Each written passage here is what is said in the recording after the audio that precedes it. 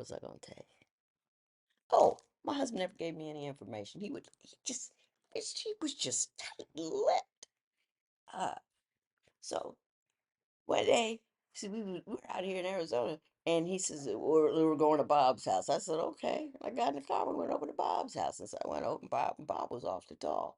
And I said, hey, Bob, how you doing? And Bob and I got to talking, and he had a father that was very much like my dad, very, very accomplished, but a tough taskmaster. And, it's not like, are you going to college, Lynn? It's like, which Ivy League school do you want to go to? Because those are your only choices.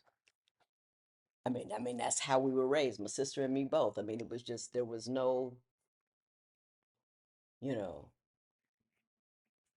the kids at school were mean to me, Daddy. They called me the N-word. He said, I didn't send you there to make friends.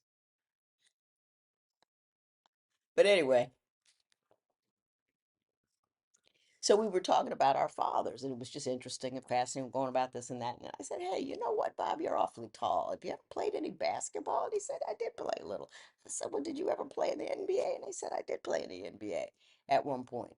And I said, well, were you any good? And he says, I was okay. And I said, well, did you ever win a ring?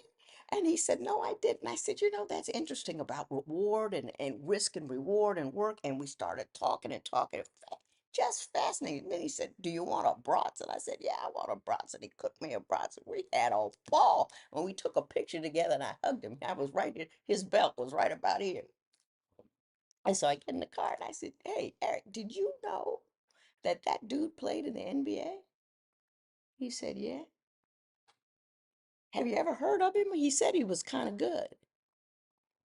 And my husband said, and he said he was kind of good. I said, yeah, I asked him if he was good. He was good. And he said he was okay. You said you asked Bob Lanier if he was any good? And then I went home, looked Bob Lanier up, and made a decision that that was the classiest man I ever met. Because here's this silly little chick is, never heard of him. My mother knew who he was. Terrible. But he should have told me where we were going.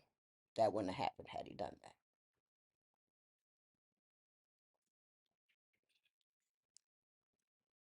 Y'all have a great day.